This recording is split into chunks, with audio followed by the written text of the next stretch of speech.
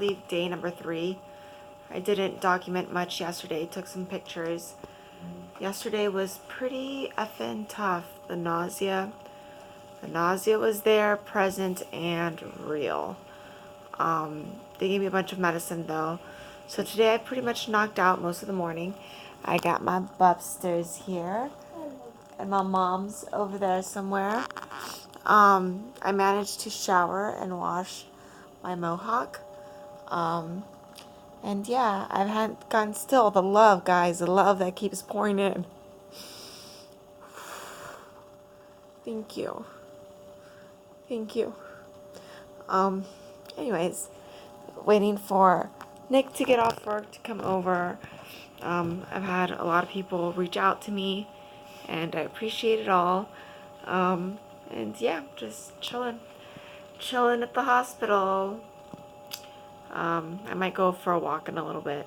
I don't know, but keep you guys posted. Thanks.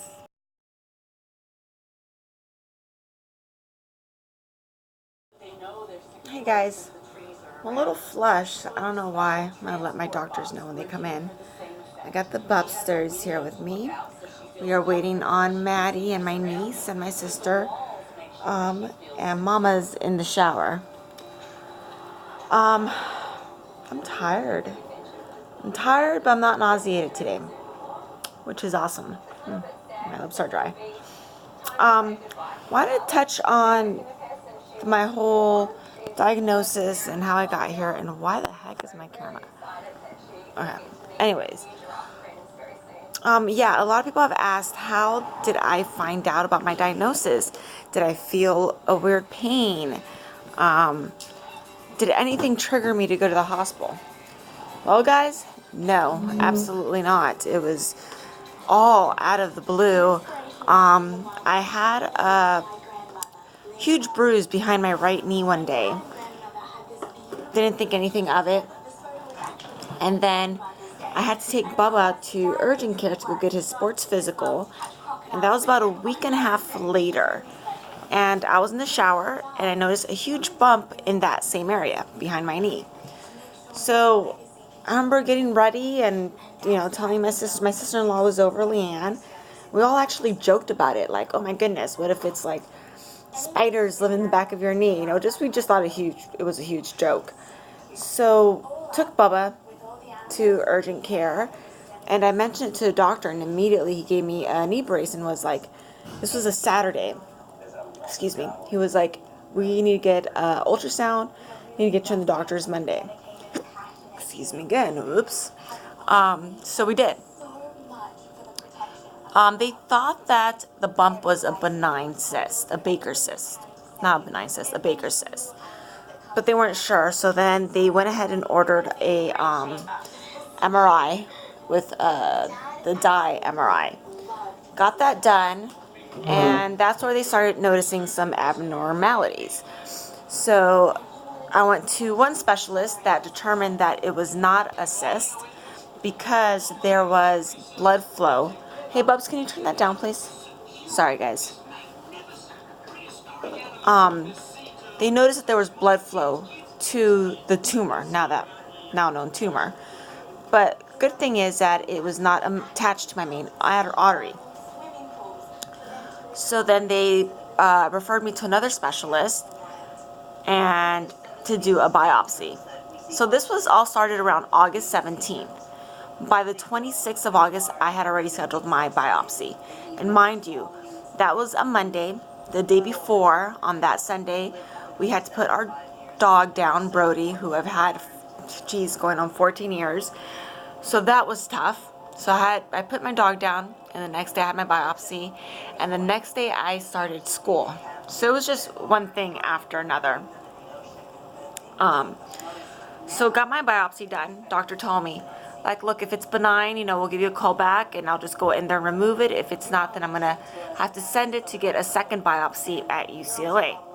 So waited about a week, and sure enough, I get a call from him saying, hey, we got your results back. I'm sending it over to a very well-known pathologist at UCLA. At that point, I knew it was the C word. I knew it was cancer, because he had mentioned that before. So that day I was kind of numb. It was like, okay, I got cancer. The next day, I'm not gonna lie to y'all, I'm trying to keep this real. I was in bed all day. I did not want to talk to anybody. I was, I guess, depressed. I took a few Valiums to go to bed. Like, it was just way too much I was getting hit at once. But then I got myself together.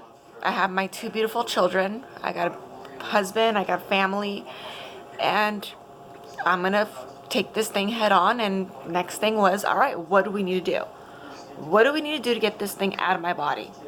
So went and met with the surgical oncologist, and he told me, like, look, we could go. I could go ahead and remove it, but this cancer is so rare, and it's aggressive, which means the cells are splitting really fast. If you were my wife, I would definitely suggest to get what am I doing? Chemo. But first we got to do a PET scan. So we went ahead and scheduled a PET scan. I got that done. That was a whole horrible experience. I threw up inside the tube. Yeah, it was horrible. But anyways, got that done. And that was like the longest week of my life, week and a half, waiting for those results.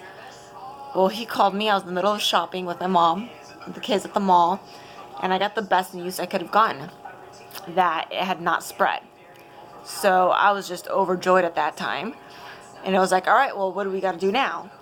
So then the doctor was like, all right, well, we still want to do the chemo. So I came back in, met with my medical oncologist at UCLA, and they all suggested for me to do 3 rounds of chemo to try to kill most of those cells because they are aggressive. Hopefully with the chemo, the tumor will also shrink a little. With my 3rd round of chemo, I will be getting radiation. And once that's done, they will go in there, surgically remove it. And after that, I will get 3 more rounds of chemo to make sure it's all dead. The doctor told me, you're 35, you got 2 beautiful kids, we need to get you back to being a mom. So that's what we're doing, and that's why I'm getting the chemo.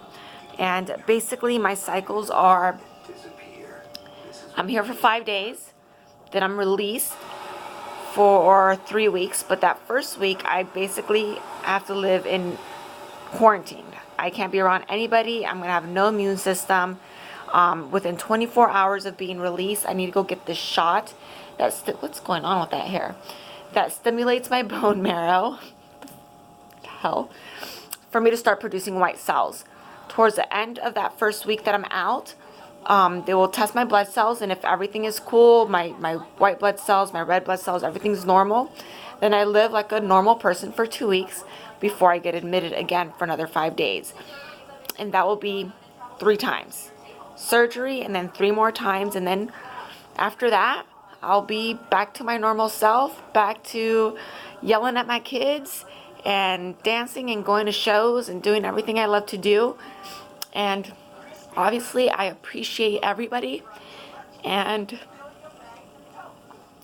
appreciate life just a tad bit more than I normally do, and do all of those things I love.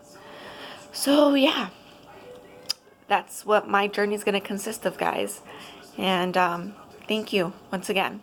Just want to let everybody know and clarify everything that's going on. And thank you all for your support, as always. This kid, what is going... Dude, who's the patient? Me. Why do you... By the way...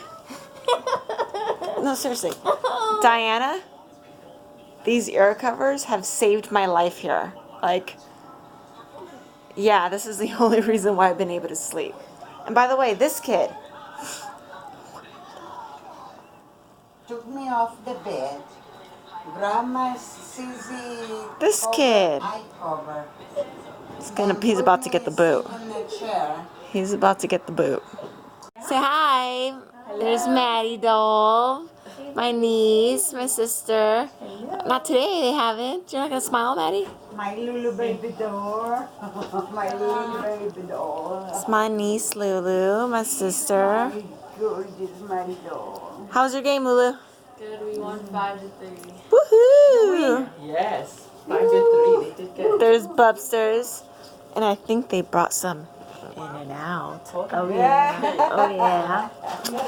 Yeah. Hey, hey. I felt horrible bringing it in because I don't know. Felt horrible. Well, because I don't want other people to like smell it. Oh my. I don't know. I do not feel horrible. I feel very thankful. Yes. Who ordered the animal? That was me, animal protein style. All right, guys. Then what about the fries? Hold on.